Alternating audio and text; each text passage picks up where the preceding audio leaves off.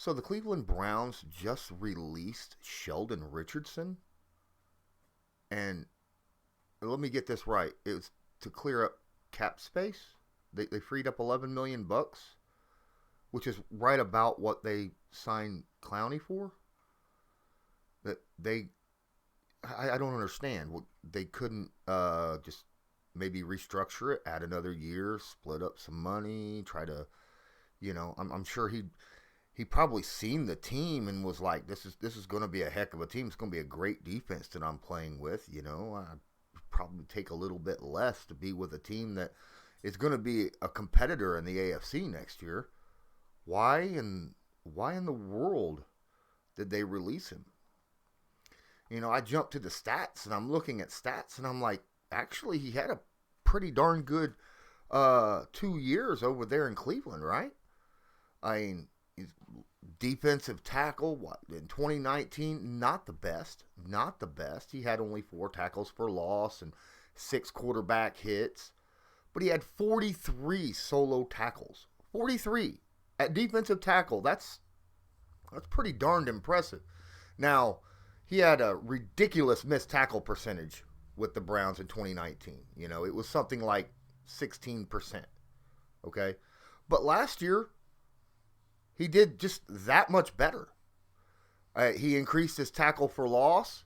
He had almost double the quarterback hits. Now, he had only 35 solo tackles, but he had more tackle assists, which ended up giving him more combined tackles than normal. He had an extra sack and a half last year at 4.5 for defensive tackle. That's not a pass rusher. That's pretty solid, right? He's 30 years old, but last year he went from 16% missed tackle percentage to 4.5. 4.5. He only missed 3 tackles, right? I mean, good Lord. And he had 4 quarterback knockdowns to go with the 4.5 sacks. He had 12 quarterback hurries to go with that. So, I mean, it's not like he wasn't a complete waste when it comes to the little extra pass rush up the gut, right? I don't get it. This is a guy that hasn't missed a game in his past 3 seasons, and only missed 1 in the last 4 seasons. I'm sitting here looking at this, and I'm seeing what? Oh, I'm sorry. Yeah, okay. So he's missed 1, 2, 3, 8 games. 8 games in 8 years. Well, sounds like an Iron Man to me. Sounds like a guy who you could count on to be there, right? And he's pretty consistent in what he provides. About 4 sacks a year, and it does a good job in tackling, stuff in that middle.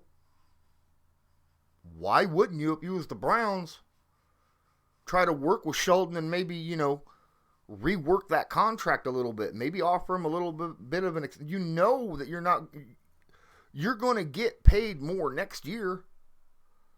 You got some guys on here with 1-year deals, Clowney's on a 1-year deal,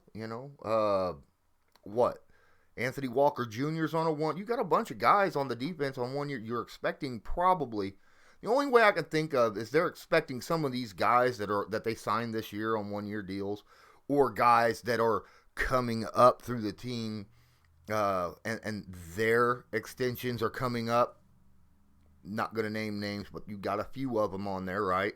That you're going to have, that they're probably trying to save a little bit of money to give extensions, right? I mean, Baker's coming up. You got a few other guys out there that's coming up. So, yeah, I can understand it a little bit, but at the same time, I mean, besides Garrett, I would say Sheldon Richardson has been the second best guy on your defensive line, right? So it doesn't really make a whole lot of sense to me unless you're thinking that you got another defensive tackle sitting there that could take Richardson's spot. and use it long term, and they're young. Because like I said, Sheldon is like 30. Okay, so he's getting up there. He's not past that age where, you definitely got to get rid of him, but it just doesn't seem right to me. I don't think he's going to be unemployed for long. There's going to be a lot of teams out there that's going to want a defensive tackle that can clog a hole in the middle and get a little bit of pressure once in a while on quarterbacks, get a little penetration, even on double teams, and stop a run up the gut if he needs to, right? Now, granted, like I said, the Browns, they had issues with the run last year. I don't think Sheldon was that problem. Sheldon was double teamed quite a bit. He was that guy, that teams kind of, him and Garrett, right? Garrett, they kind of pushed outside if they were running up the gut. Just one good push outside and Garrett's out of the play. But it's that Sheldon Richardson dude, right, that you got to really worry about a little bit when it comes to that run defense. Now, the linebackers, they didn't make plays, and that's why the Browns went out and got a lot of guys. I think Sheldon's going to go to another team soon. It probably won't happen before the draft. I think it'll happen right after the draft. But I expect Sheldon Richardson to get calls from a lot of teams to come do workouts, right? I really do. It's something that I absolutely believe wholeheartedly that Sheldon Richardson is going to get calls. And before OTAs start, he is going to be a signed player for someone. It might be a 1-year deal. Oh well. And he probably won't go to a Jets or a Jaguars or something like that because he's 30 years old and he has made it very plain and simple. He's tired of losing, right? Which doesn't make any, that's why I don't think it was his choice to leave the Browns, right?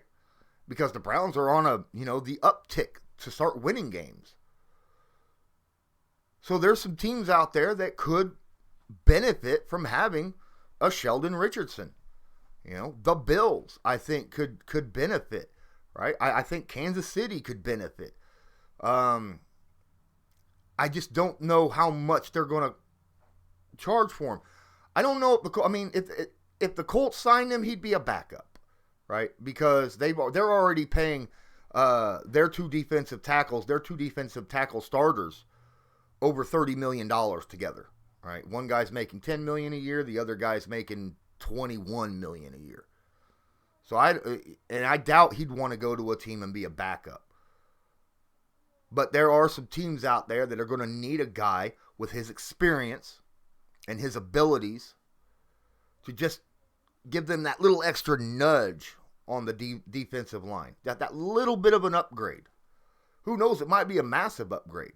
What if you got a defensive line that's incredibly young? The Steelers. I could see the Steelers doing it as well. You got some young, quick guys. Got some older guys too, but you got some young, quick guys out there that could use his experience.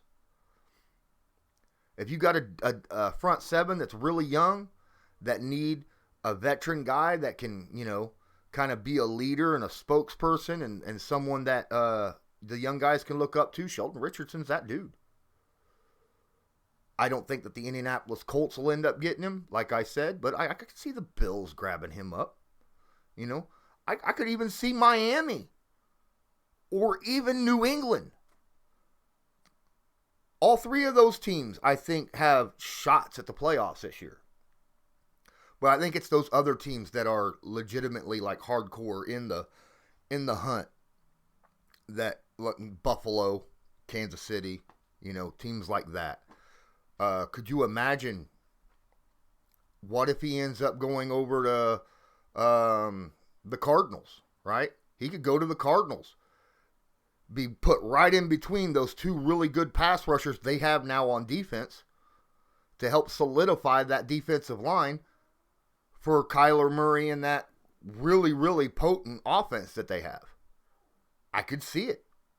I could see him maybe going to Dallas, helping them out some. God knows they need help on the defense. They got a great offense. Defense needs help. Guys, thanks so much for listening to my opinion on the Sheldon Richardson being released by the Cleveland Browns. Don't forget, hit the like button if you enjoyed this. Subscribe if you're not subscribed. Hit the notification bell so you're notified next time I go live. Don't forget, I have my merch shop. Link is in the description below, along with my Patreon. Until next time, I'm Lawrence Owen. Have a good one.